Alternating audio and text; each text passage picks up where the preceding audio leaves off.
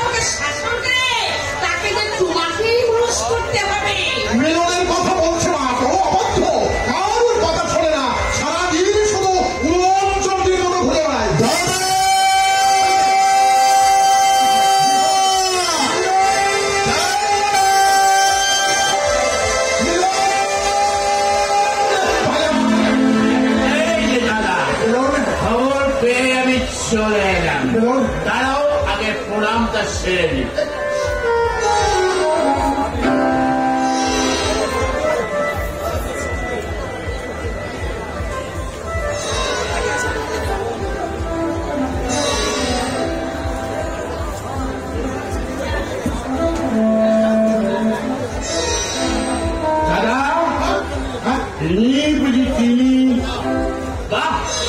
একেবারে মেম্বারটা বৌদি হয়েছে, দাঁড়াও একেবারে প্রণামটা সেরে নি।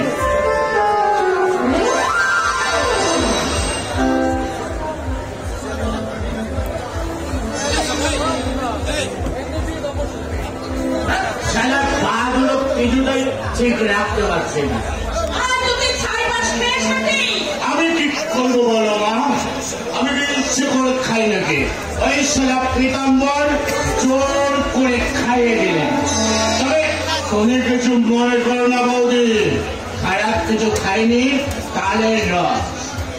বেশ পেটটা ঠান্ডা, আজ একটু মাত্রা বেশি হয়ে গেছে, তাই এমন বেতাল দেখছো।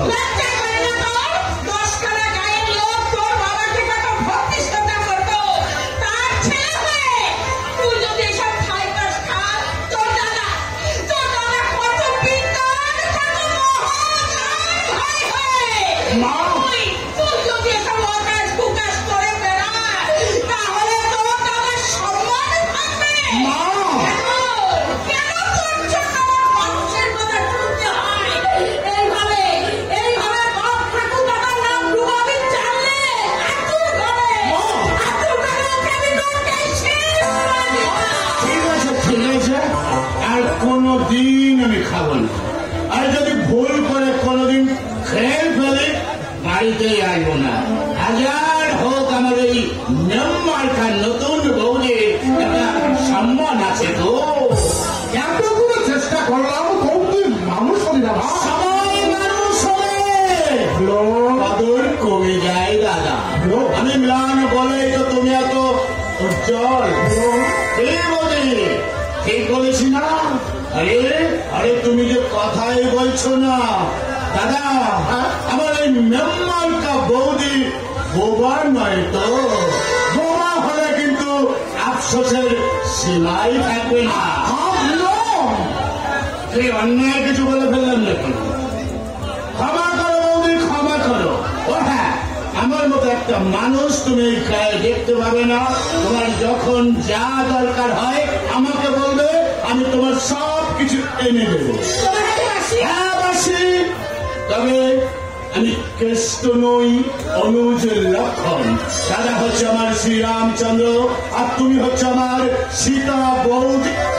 যদিও তোমার ওই বের ভোজা সীতার মতো নয়, তবু আমি চালিয়ে নেবো, চালিয়ে নেবো।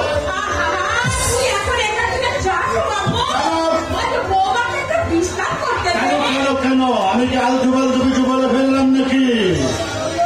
মোটেই নয়, এ আমার প্রাণের কথা, দিলের তোমার এই অনুজ লক্ষণের উপর তুমি ক্র্যাপ করনি তো? ঠিক আছে,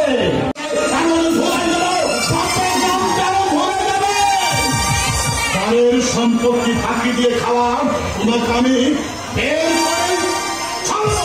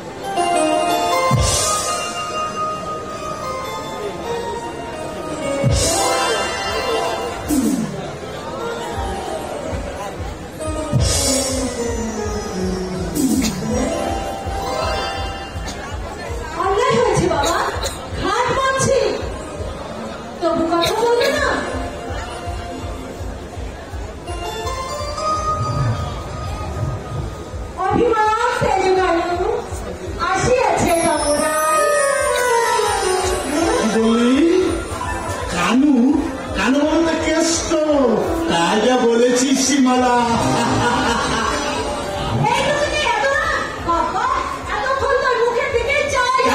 কেন যাবে? তুই যে আমাকে বলেছিলি তুই 5টার সময় আসবি, এই ছিল 5টা। লোক এসেছে? কে?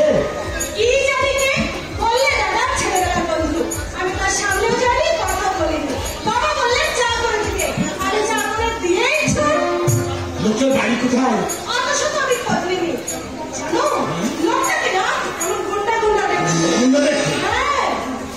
দেখিস গুন্ডা গুন্ডা লোকটা তোকে নিয়ে পালায় না কেন? তার মানে বড় হয়েছি না, সেই জন্য